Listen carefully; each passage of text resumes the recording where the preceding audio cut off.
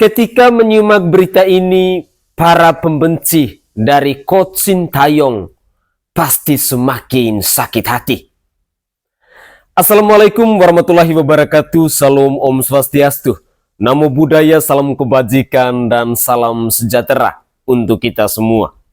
Saudaraku sebangsa dan setanah air, para penonton kanal YouTubeku yang sangat saya hormati dan sangat saya cintai. Salam olahraga.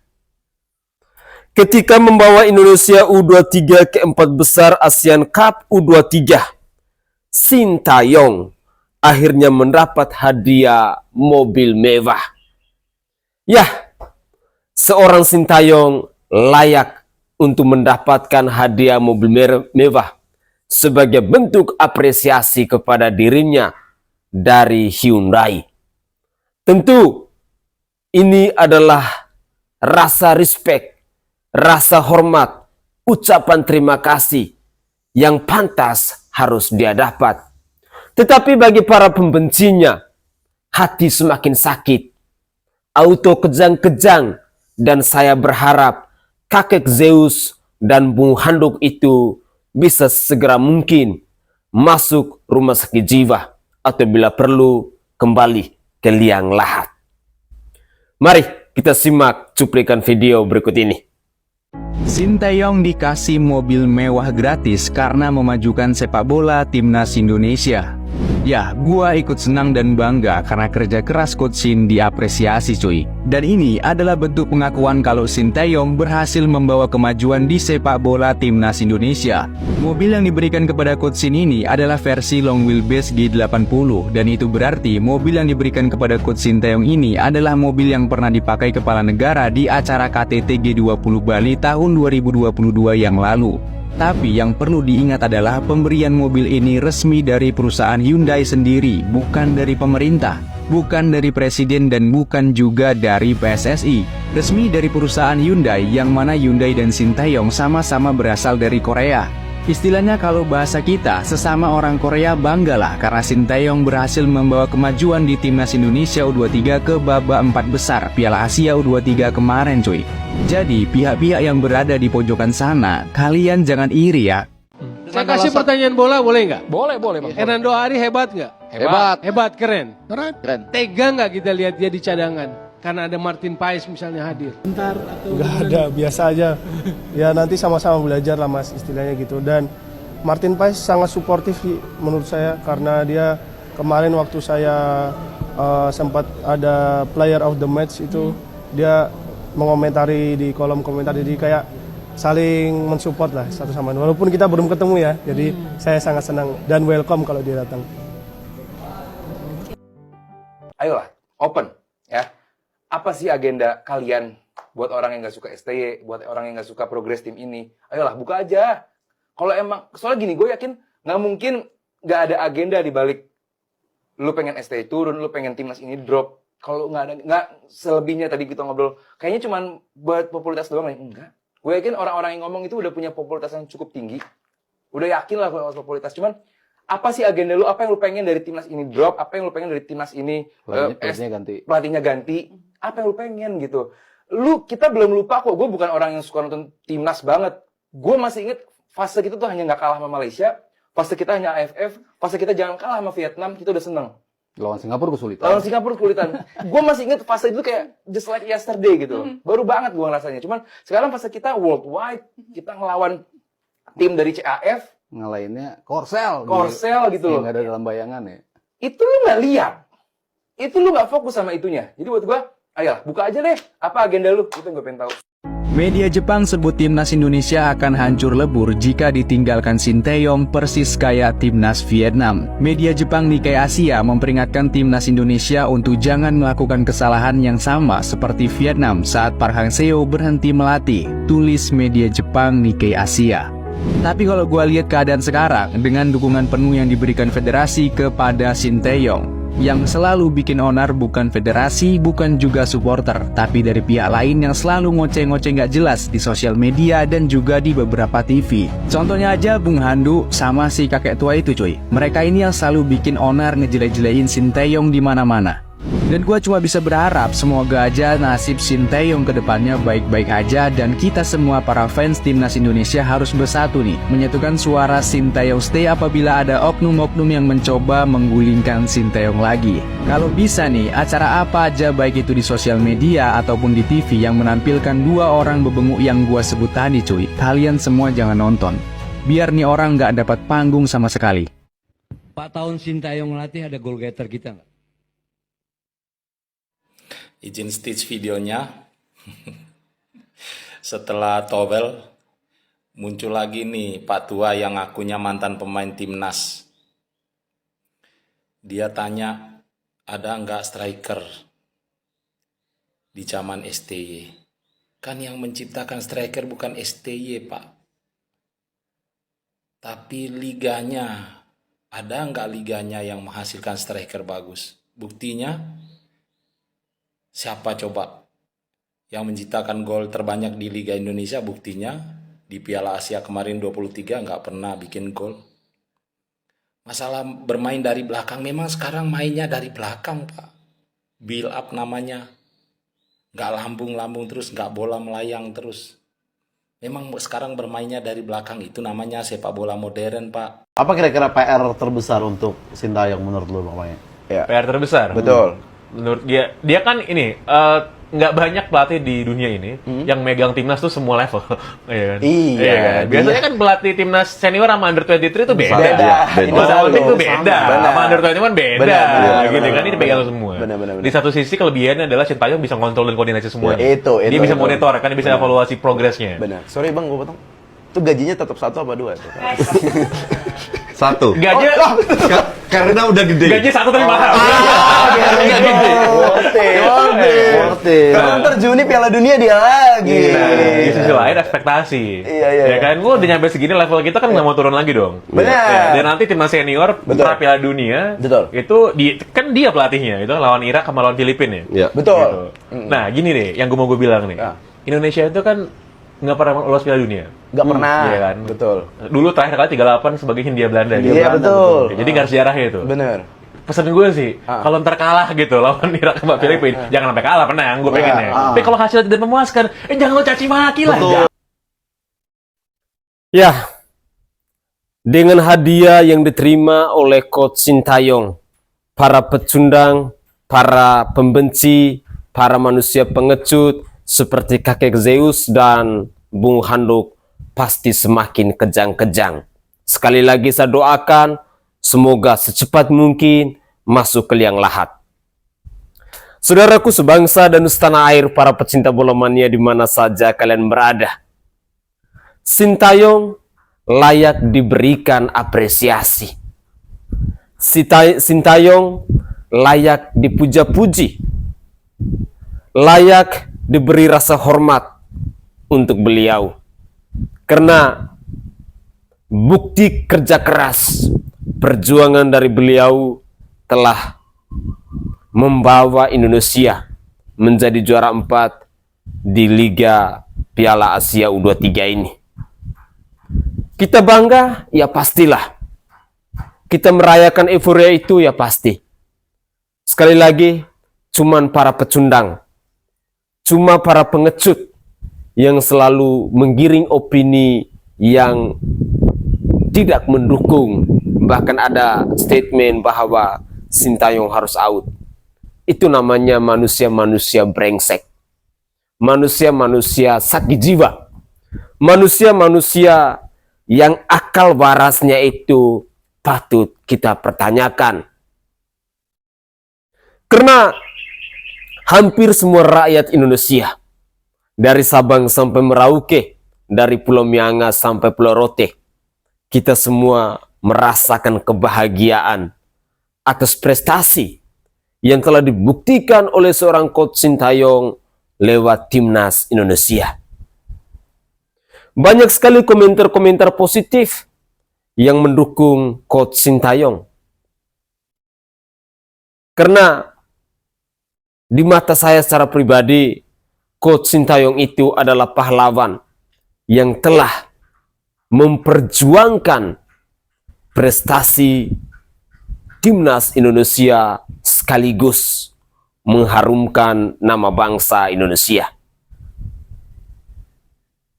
Mari, para pecinta bola mania, jangan pernah bosan-bosan untuk selalu mensupport, memberikan dukungan kepada Coach Sintayong, kepada Timnas Indonesia, kepada PSSI, dan juga kepada stakeholder yang sudah bersama-sama mereka berjuang untuk membangun Timnas Indonesia.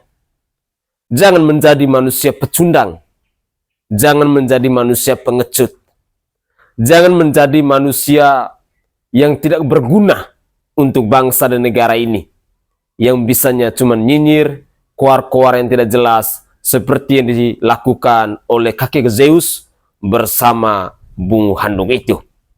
Dan sekarang tampaknya sudah semakin marak kelompok-kelompok ini berkeliaran, membangun narasi di media-media televisi, dan jujur saya sangat kecewa dengan media-media televisi yang masih menghadirkan gerombolan-gerombolan yang boleh saya katakan para gelandangan bola ini. Mari kita netizen Indonesia, para supporter, para pendukung timnas, jadilah supporter sejati yang selalu siap berada di belakang mereka, entah di saat mereka menang maupun di saat mereka kalah. Mari kita lanjutkan lagi. Seberapa besar pengaruh Coach Sintayong ini terhadap perkembangan sepak bola kita, Coach? Ya, saya bekerja sama dengan Coach Sin itu udah 3 tahun. Dan saya tahu persis apa yang dikerjakan Coach Sin. Terutama yang paling kita lihat adalah regenerasi pemain tim nasional. Jadi pertama Coach Sin masuk ya di tahun 2020. Saya pertama kali ketemu di Hotel Mulia. Dia bertanya ke saya apa yang jadi masalah di sepak bola Indonesia. Satu, kondisi fisik. Yang kedua, mental. Dan dia sepakat. Dan saya juga bilang kita harus berani memangkas generasi pemain. Gak apa-apa kita sekarang belum berprestasi, tetapi pemain-pemain yang direkrut benar-benar kriterianya sesuai dengan cikal bakal pemain-pemain yang kita akan develop menjadi pemain senior. Dan itu dia lakukan. Dan berjalan dengan baik. Dengan baik. Dan ya ada hasilnya lah. Sudah terlihat ada hasilnya. Cuman sayangnya kok orang selalu mendikotomikan ada asing, ada lokal. Padahal 3 tahun saya membantu Coach Sin. Kan saya direktur teknik. Betul. Yang tugasnya memang saat itu memang menjadi orang yang berpartner dengan pelatih timnas. Iya. Jadi, kami akan melakukan kerjasama dengan Meta, kemudian TikTok, kemudian YouTube, kemudian juga Kominfo, dan juga nanti kepolisian, supaya kita punya aturan-aturan regulasi mengenai bagaimana perlindungan terhadap pemain. Itu sampai nanti misalnya kita punya bisa memberikan usulan kepada Meta misalnya, atau TikTok apa semua, atau Twitter, untuk akun-akun yang mengeluarkan rasisme dan sebagainya itu bisa di-block. Kita lakukan itu menjaga dan melindungi pemain kita dan juga kepada negara-negara lain. Ini berbahaya juga bahwa ternyata orang Indonesia rasis itu kan memalukan gitu. Kapan kita jadi rasis gitu? Baru kali ini terjadi gitu, dan itu sangat jelek lah bagi.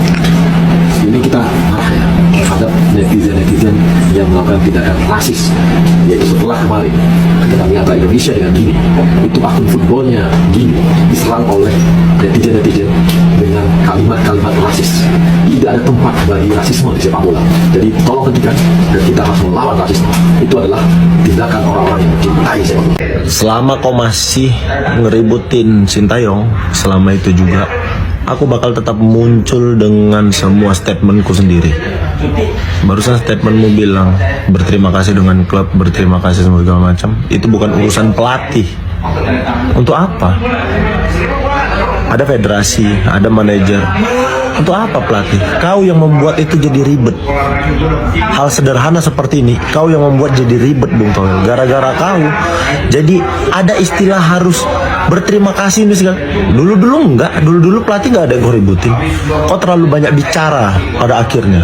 Emosimu tinggi karena kau sudah tidak tahu harus ngeluarin statement seperti apa lagi. Kau cari-cari kesalahan segala macam. jelek, buruk kok pada akhirnya. Sampai kapanpun, kalau kau masih ngeributin Sintayong, sampai kapanpun kau ngeributin timnas Indonesia, Sintayong dan lain-lain, aku juga bakal tetap ada muncul di semua video statementmu. Tenang, banyak waktu Bung Toel. Tenang ya. Ngapain ngelakuin hal seperti itu? Klub happy, pemainnya dipanggil berprestasi. Udah itu aja. Gak harus ribet semua segala macam. Terima kasih semua segala macam. Itu bukan tugas pelatih. Pelatih itu tugasnya membangun tim jadi baik. Cuman itu tugasnya. Makanya kau walaupun kau bilang kau punya ilmu kepelatihan segala macam, tapi kau nggak ngerti karena kau nggak tahu. Kau cuma tahu tulisan, kau cuma tahu statistik, analisa segala macam. Di lapangan kau nggak tahu apa-apa, nol kok. Bicara yang banyak.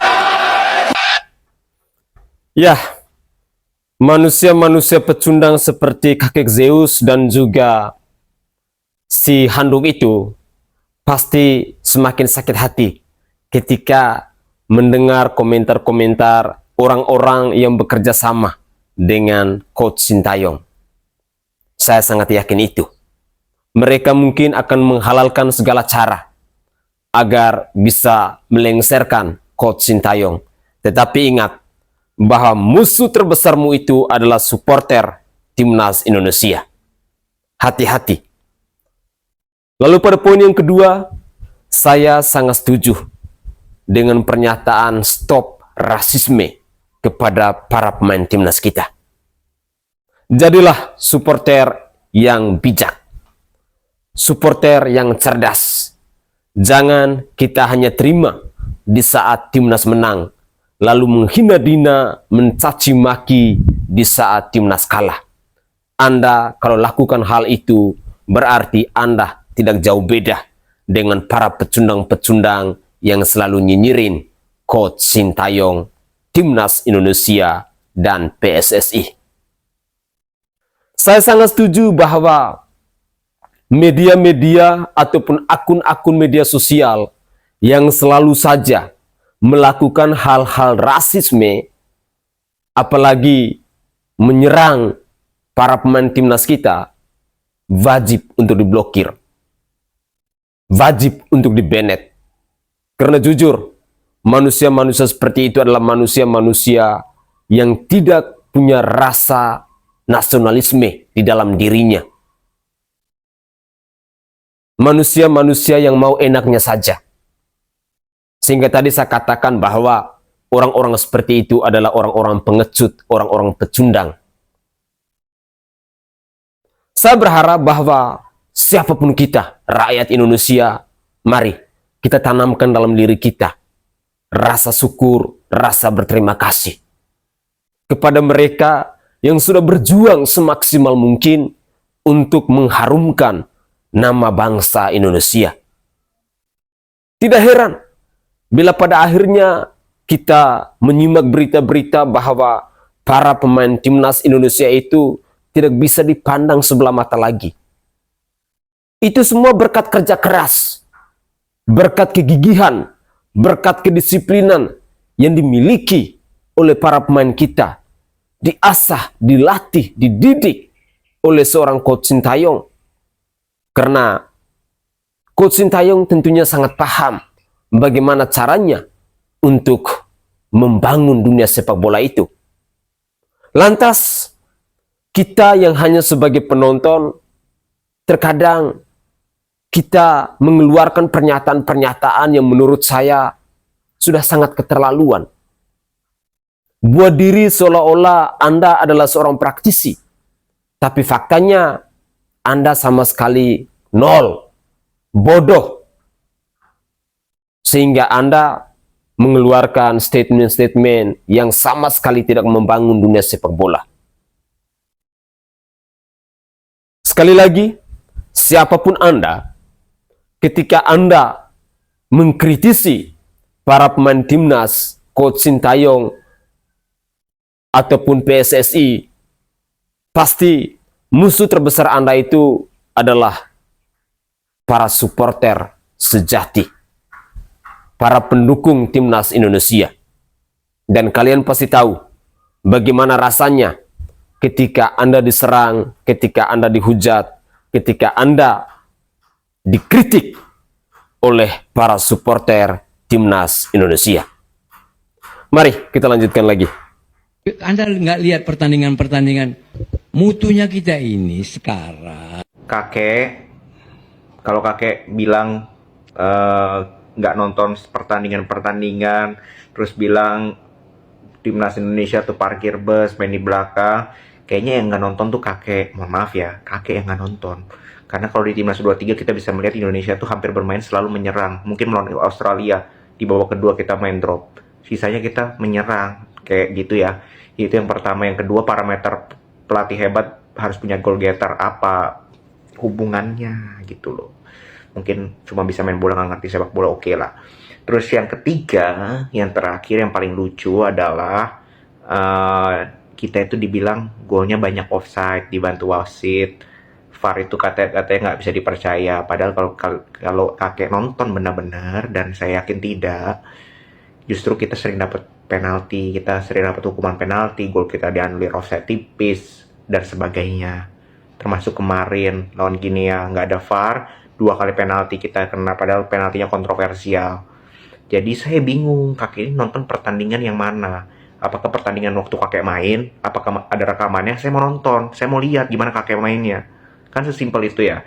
Kalau kakek bilang dulu kakek hebat banget, kan saya perlu tahu. Saya kan nggak nonton nih, saya perlu lihat apakah benar-benar jago atau jagonya tuh di pertandingan persahabatan seperti yang kakek bilang. Ketika main lawan Vietnam kalah juga gitu. Oke.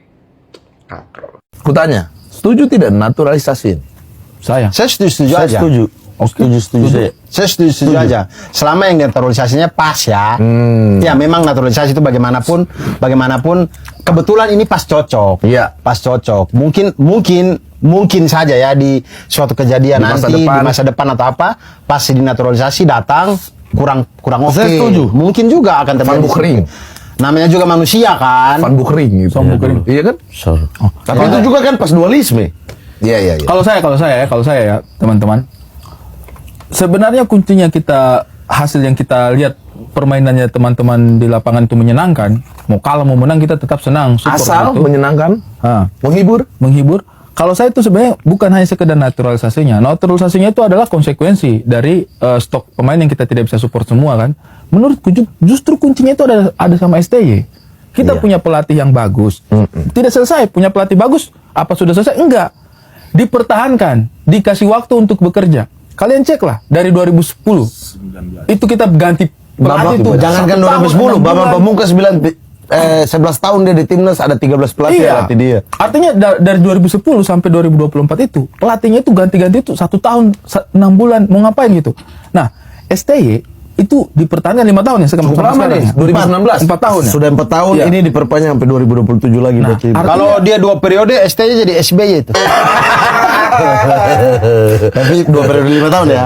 Ya, habis itu dapat rumah di Cikeas. Makanya sama bikin maksudku gini, yang akan menentukan kita masih butuh naturalisasi atau tidak kan insting seorang pelatih yang bagus kan. Ya. Nah makanya ini menurutku sih sudah paling benar sekarang itu STYJK ini dilanjutkan. Woi, STY saja. STYJK siapa? SBYJK. Aduh, tahun berapa? 2004 itu Kan ya? sudah Budiono Mas. Ya, betul sih. Maksudnya kalau saya tuh setuju naturalisasi. Kalau naturalisasi itu tuh yang kayak sekarang, yang punya dari Indonesia. Ya dia punya pilihan dong untuk bela tanah nenek moyangnya ya. Terserah dia dong. Kalau dia memang mau, ya silakan saja dinaturalisasi gitu. Nah, bukan naturalisasi serampangan, maksudnya kayak dulu tuh kayak banyak sekali dinaturalisasi tapi tidak jelas kualitasnya juga.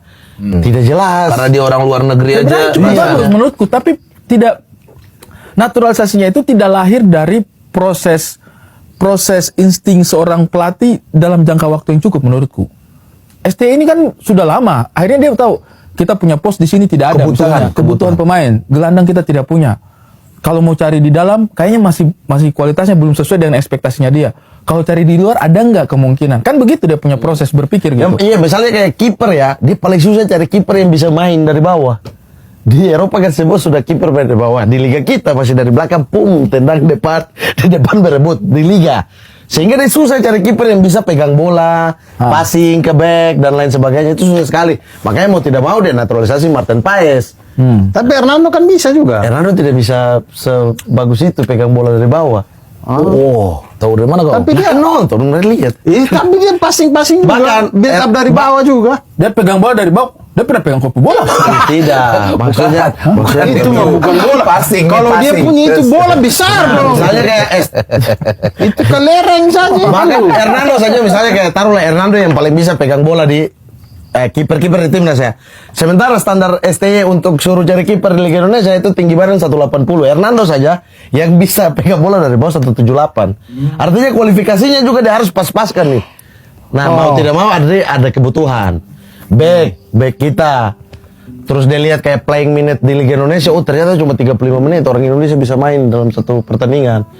Nah, dia butuh pemain yang bisa lebih push, hajar di tengah lapangan secara stamina. Selain juga dari PSSI-nya, menurut aku dari si pemainnya juga harus ngejaga fokus terus. Walaupun terkadang begitu kan, kita sering lihat kan, U19, wow mainnya tuh macam sudah bisa main di Barcelona, tapi berapa tahun kemudian turun. Mungkinkah itu karena lingkungan, karena tidak dijaga, Bang. Teman, tidak dijaga. Mungkin itu. Bahkan pun tidak dijaga, dia pun harus menjaga dirinya sendiri. Oke guys, itu adalah cuplikan-cuplikan video yang bisa saya persembahkan ke hadapan pemirsa sekalian. Semoga saja cuplikan-cuplikan video ini bisa menginspirasikan kita semua. Sekali lagi, saya berharap bahwa kita para pecinta bola mania selalu menjadi supporter sejati. Jangan menjadi pecundang seperti kakek Zeus dan juga Bung Handok itu. Kurang dan lebihnya, saya berharap bahwa kita semua rakyat Indonesia harus memiliki rasa nasionalisme dalam mendukung timnas Indonesia. Kita harus siap berada di belakang mereka, karena dukungan dari kita itu akan memotivasi mereka agar kedepannya bisa lebih baik lagi. Kesuksesan, prestasi yang mereka raih saat ini layak harus kita memberikan apresiasi. Salah satunya seperti dari perusahaan Hyundai yang memberikan mobil mewah kepada Coach Sintayong. Ayo, yang di pojok sana itu sakit hati nggak? Mungkin itu saja komentar singkat saya. Saya mohon maaf jika ada tutur kata atau buah bahasa saya yang tidak berkenan di hati para pemirsa sekalian. Saya Sainai dari Provinsi Nusa Tenggara Timur. Saatnya kita yang rakyat jelata harus berani untuk bersuara. Salam hormat, salam NKRI, dan salam olahraga untuk kita semua. Ciao.